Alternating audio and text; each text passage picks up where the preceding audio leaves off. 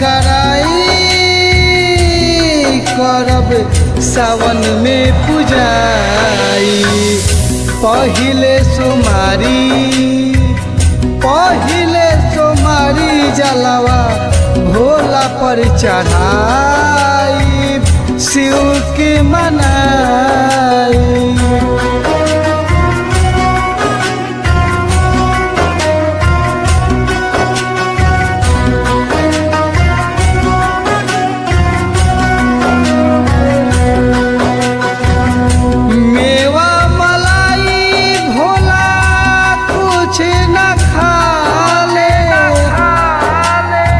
भंगिया धतुर गाजा देखी मुस्काले। भंगिया धतुर गाजा देखी मुस्काले। भंगिया धतुर गाजा भंगिया धतुर गाजा किन लाई करब सावन में पूजाई।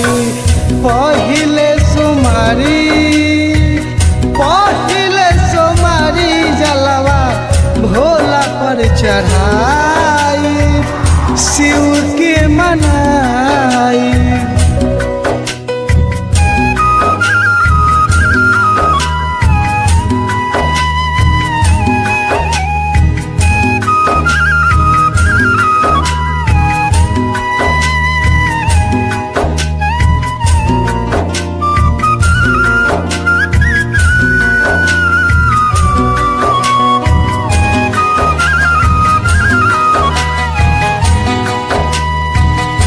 सब तैयारी करी 4 दिन पहिले।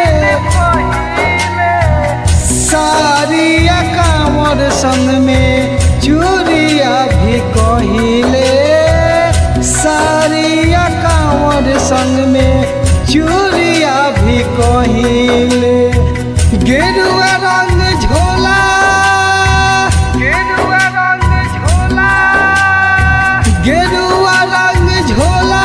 देखी बनिया के लाई करब सावन में पूजाई। पहिले सोमारी जलवा भोला पर चढ़ा